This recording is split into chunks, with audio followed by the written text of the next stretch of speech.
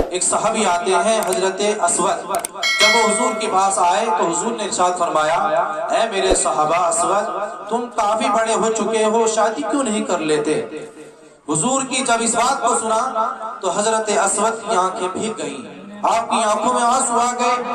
جب رحمت للعالمین کے سامنے کوئی روئے تو یہ تو صحابی ہیں, اگر غیر بھی حضور کے سامنے روتے ہیں تو حضور کو یہ برداشت نہیں ہوتا. اس لیے کہ حضور علیہ السلام کو اللہ رب العزت نے رحمت للعالمین بنا کر دنیا میں بھیجا ہے. حضرات گرامی جب حضور کے صحابی کی آنکھوں میں آنسو آئے تو حضور نے ارشاد فرمایا میرے صحابہ تم کیوں رو رہے ہو؟ تو حضور کی بارگاہ ناز مرض کرتے ہیں یا رسول اللہ آپ کہہ رہے ہیں, آپ فرما رہے ہیں کہ شادی کیوں نہیں کر لیتا؟ یا رسول اللہ بظاہر میں کالا ہوں, بظاہر میرے پاس اتنا مال و زر نہیں ہے, حضور میں کوئی اتنا بڑا آدمی بھی نہیں ہوں, بظاہر کالا بھی ہوں, ہوٹ موٹے موٹے ہیں, یا رسول اللہ مجھے اپنی کون بیٹی دے گا؟ حضور علیہ السلام کا دریا رحمت جوش میں آیا اور حضور علیہ السلام نے ارشاد فرمایا کہ مدینہ المنورہ میں جو سب سے زیادہ خوبصورت گھرانہ ہے تم وہاں پر جانا اور ان سے کہنا کہ حضور نے رشتے کے لیے مجھے بھیجا ہے. حضرات گرامی حضرت اسود نے حضور کا حکم سنا اور چلچلاتی دھوپ دی. تہجد گزار صحابہ اکرام تھے, سب اپنے اپنے گھروں میں آرام فرما ہے اور حضور کے صحابی حضرت جلابیب حضرت اسود آتے ہیں اور آ کر دروازے پر دستک دیتے ہیں.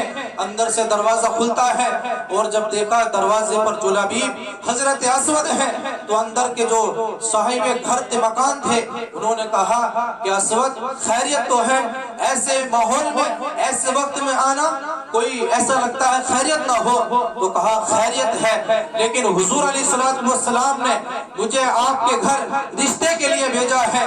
حضرات گرامی جب گھر والوں نے اس بات کو سنا تو خوشی کی انتہا نہ رہی, اس لیے کہ وہ جو گھر کے صاحب تھے, جو صاحب مکان تھے, وہ اس بات کو سوچنے لگے کہ ہم کتنے خوش نصیب ہیں کہ ہماری بیٹی ام المؤمنین بن جائے گی.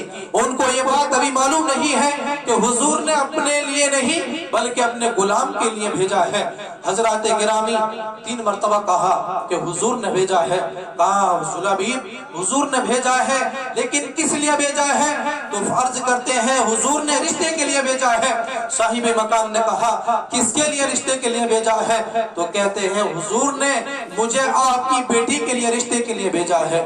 حضرات گرامی بظاہر کالے ہیں, مدینہ المنورہ میں یہ وہ گھرانہ ہے کہ جو سب سے زیادہ خوبصورت گھرانہ ہے. حضور علیہ السلام کے صحابی نے کہا کہ مجھے حضور نے رشتے کے لیے بھیجا ہے, آپ کی بیٹی کے ساتھ رشتے کے لیے بھیجا ہے. حضرات گرامی کچھ دیر کے لیے سکتہ ہو گیا, خاموش ہو گئے اور وہ سوچنے لگے کہ اگر میں منع کرتا ہوں تو حضور کی نافرمانی ہے, حضور کے بات کا انکار کرنا ہے اور حضور کی بات کا انکار کرنا کفر ہے, اور دوسری طرف میری بیٹی کا مستقبل ہے. یہ بظاہر کالے ہیں, اس بات کو اپنے دماغ میں سوچ رہے تھے. اتنی دیر میں وہ کچھ کہتے, آپ کی بیٹی کا ہاتھ آپ کے کندھے پر آتا ہے اور آپ کی بیٹی جو صحابیہ ہے وہ کیا کہتی ہے؟ وہ کہتی ہے بجان والد محترم سوچنے کا وقت نہیں ہے, اس لیے کہ کسی کا رشتہ اس کا بھائی طے کرتا ہے, کسی کا رشتہ اس کا باپ طے کرتا ہے, نہ جانے کون کس کا رشتہ طے کراتا ہے. اور آپ کی بیٹی کتنی خوش نصیب ہے کہ آپ کا رشتہ محبوب خدا نے طے کیا ہے. وہ کہا کہ آپ آنے والے کو نہ دیکھیں بلکہ بھیجنے والے مصطفیٰ کو دیکھیں. حضرات گرامی وہ صاحب مکان نے کہا کہ ہاں رشتہ منظور ہے, رشتہ منظور ہوتا ہے. اور وہ دوڑے دوڑتے اور خوشی کے عالم میں حضور کے پاس آتے ہیں اور آ کر کہتے ہیں یا رسول اللہ انہوں نے نکاح کے لیے رشتے کے لیے ہاں کر دی ہے. تو حضور علیہ السلام نے اپنے پاس سے تھوڑے سے پیسے دیے اور کہا کہ لے جلابیب ان پیسوں سے بازار سے جا اچھا اور عمدہ لباس لے کر آ, نکاح کی تیاری کرو. حضرات گرامی ادھر حضرت اسود بازار میں اپنے لیے لباس خریدنے جاتے ہیں, ادھر حضور کے پاس آ کر کوئی خبر دیتا ہے یا رسول اللہ میدان میں احد کے میدان میں کفار نے جنگ کا اعلان کر دیا ہے. हुजूर अलैहिस्सलाम ने इरशाद फरमाया कि जाओ बाजार में, मदीने की गलियों में ऐलान कर दो, कुफ्फार जो है मैदान उहद में जंग के लिए तैयार हैं, अपनी अपनी जानों का नजराना पेश करने के लिए हुजूर की बारगाह में हाजिर हो जाएं। हजरात गिरामी, इधर मदीनतुल मुनव्वरा की गलियों में, बाजारों में ये ऐलान होने लगा कि अपने अपनी जानों का नजराना लेकर हुजूर की बारगाह में आ जाएं। कुफ्फार ने मैदान उहद में जंग का ऐलान कर दिया है।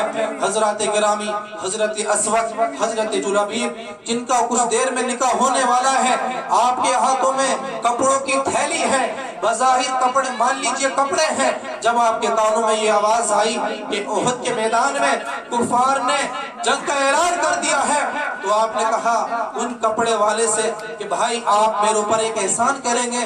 उन्होंने कहा क्या बात है भाई बताओ। तो कहा ये जो लिबास है आप इसको वापस ले लें, इसके जो मैंने पैसे दिए हैं आप मुझे वो वापस पैसे दे दें। हजरत गिरामी, पैसे वापस मिल जाते हैं। तो फिर क्या होता है, हजरत हुजूर अलैहिस्सलाम के सहाबी हजरत असवद ने एक तलवार खरीदी, एक ढाल खरीदी और हुजूर अलैहिस्सलाम से छुपकर मुजाहिदीन के सब में जाकर खड़े हो गए, इसलिए कि कहीं ऐसा ना हो कि हुजूर देख ले और देखकर कहे जुलबीब असवद जंगें तो होती रहेंगी, पहले तू अपने दिल के अरमान को पूरा कर ले, पहले निकाह कर ले, उसके बाद में जंग तो होती रहेगी।